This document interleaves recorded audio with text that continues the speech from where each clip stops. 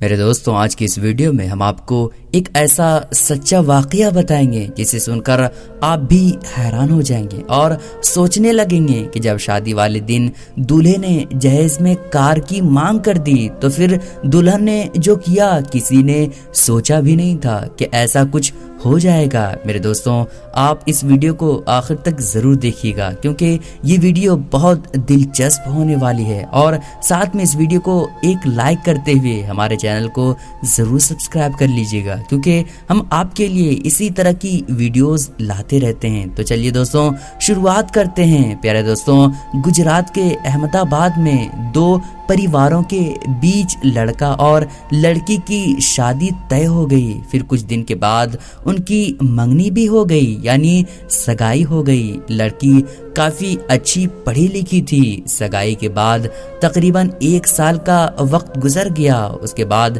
شادی کا دن بھی آ گیا۔ جب لڑکے والے بارات لے کر لڑکی کے گھر پہنچے تو لڑکے والوں کا شاندار استقبال کیا گیا، مگر نکاح سے پہلے لڑکے نے ایک کار کی مانگ کر دی۔ تو یہ سن کر لڑکی کا باپ بہت ہی زیادہ حیران ہوا اور پریشان ہو گیا۔ جب اس کے بارے میں لڑکی کو معلوم ہوا کہ لڑکا جہیز میں کار مانگ رہا ہے تو دلہن شادی سے انکار کرنے لگی۔ یہ دیکھ کر لڑکی کا باپ لڑکی کو منانے لگا کہ بیٹی، اگر شادی نہیں ہوئی تو ہماری عزت چلی جائے گی، تم شادی کے لیے ہاں بول دو۔ یہ سن کر لڑکی کہنے لگی، بابا آپ میری شادی ایسے شخص سے کیوں کرنا چاہتے ہیں جس کو مجھ سے محبت نہیں ہے بلکہ میرے ساتھ جانے والے جہیز سے محبت ہے۔ بابا میری زندگی وہاں پر کیا ہوگی جہاں پر میری عزت میرے علم و ہنر اور میری سادگی کی وجہ سے نہیں بلکہ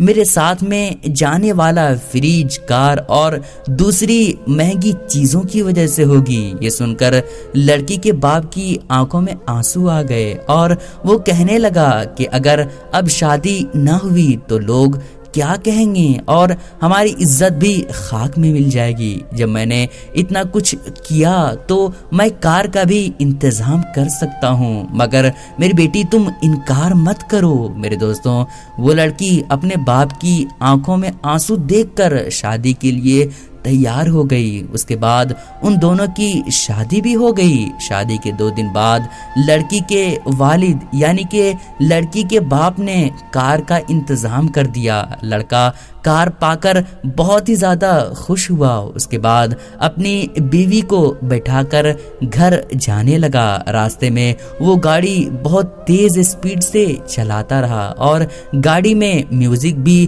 فل کر کے رکھا ہوا تھا۔ یہ دیکھ کر لڑکی کہنے لگی، میوزک کی آواز کم کرو اور گاڑی کی رفتار بھی کم کرو۔ یہ سن کر لڑکے نے کہا، مجھے کافی ٹائم ہو گیا ہے اپنے دوستوں کی گاڑی چلاتے ہوئے، آج پہلی بار میں اپنی خود کی کار چلا رہا ہوں۔ میری تو اوقات بھی نہیں تھی کہ میں کار خرید سکتا، اس لیے میں نے تمہارے بابا سے اس کار کو مانگ لیا اور تمہارے بابا نے دے بھی دیا، اس لیے میں آج بہت ہی زیادہ خوش ہوں۔ میرے دوستوں، وہ آپس میں بات کر رہے تھے کہ ان کا دھیان بھٹکا اور سامنے ایک بھکاری آ گیا۔ اس کی ٹکر لگنے والی تھی کہ لڑکی چلا اٹھی تو لڑکے نے گاڑی گھما لی، بھکاری بچ گیا۔ لڑکے نے پھر گاڑی کو روکا اور گاڑی سے اترا اور زور زور سے اس بھکاری کو گالی دینے لگا۔ اس کی گالیاں سن کر اس لڑکی کو بہت ہی برا لگا اور لڑکی گاڑی سے اتری اور اس بھکاری کو بتایا کہ بابا ہماری نئی شادی ہوئی ہے، ہم لوگ باتوں میں مشغول تھے اس لیے ہمارا دھیان بھٹک گیا تھا، آپ ہمیں معاف کر دیجئے۔ اس لڑکی نے بھکاری کو 100 روپے دیے اور بولا کہ آپ ہماری نئی شادی کی مٹھائی کھا لیجئے گا۔ وہ لڑکی بھکاری سے بات کر رہی تھی کہ اتنے میں وہ لڑکا بولا کہ تم جیسے لوگوں کی وجہ سے ہی یہ بھکاری لوگ سر پر چڑھتے رہتے ہیں، یہ ایسے ہی ہوتے ہیں جو جان بوجھ کر گاڑی کے سامنے آ جاتے ہیں تاکہ تاکہ اس کو بعد میں پیسے مل سکے۔ یہ سب بھکاری ایسے ہی ہوتے ہیں۔ یہ سب سن کر اس لڑکی کو بہت برا لگا۔ وہ لڑکی اپنے شوہر سے کہنے لگی یہ جو بھکاری ہوتے ہیں نا، یہ صبح اٹھ کر در بدر کی ٹھوکریں کھا کر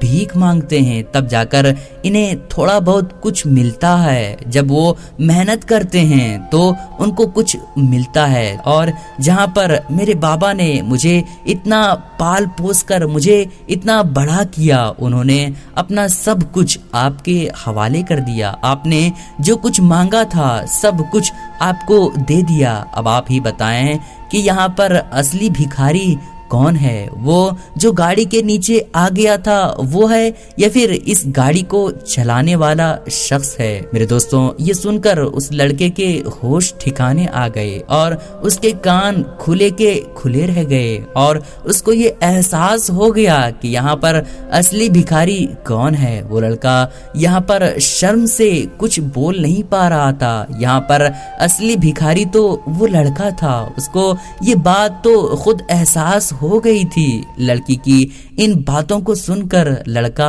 رونے لگا۔ دوستوں، جہیز بھیک مانگنے سے بھی بدتر کام ہے۔ میرے دوستوں، اب کچھ لوگوں کے دماغ میں جہیز کو ہی کہنے کے لیے آ گیا ہوگا، اور کچھ لوگ جہیز کو ہی گالیاں دینے لگیں گے۔ میرے دوستوں، آپ کو بتا دیں کہ جہیز کو ہرگز برا نہ کہیں، کیونکہ جہیز ہمارے پیارے آقا حضرت محمد مصطفیٰ صلی اللہ تعالی علیہ وسلم کی پیاری سنت ہے۔ ہمارے پیارے آقا صلی اللہ تعالی علیہ وسلم نے اپنی پیاری بیٹی حضرت فاطمۃ الزہرا رضی اللہ تعالی عنہا کو بھی جہیز دیا تھا۔ تو دوستوں، جہیز دینا کوئی برا یا غلط نہیں ہے، لیکن جہیز مانگنا حرام کام ہے، جہیز مانگنا غلط کام ہے۔ اگر آپ کے پاس ہے تو آپ چاہیں تو 1 لاکھ کا جہیز دیں یا 1 کروڑ کا جہیز دیں، لیکن اگر کوئی جہیز مانگتا ہے تو جہیز مانگنا حرام ہے، اور جہیز مانگنے والوں کے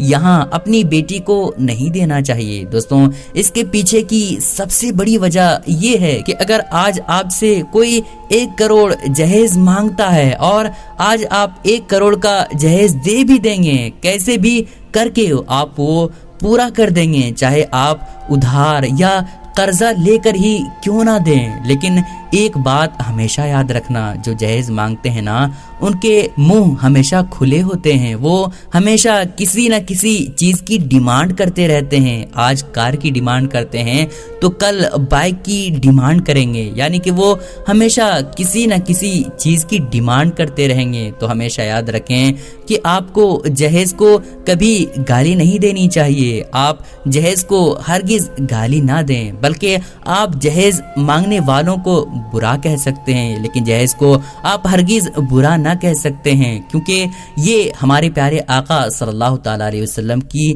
سنت ہے۔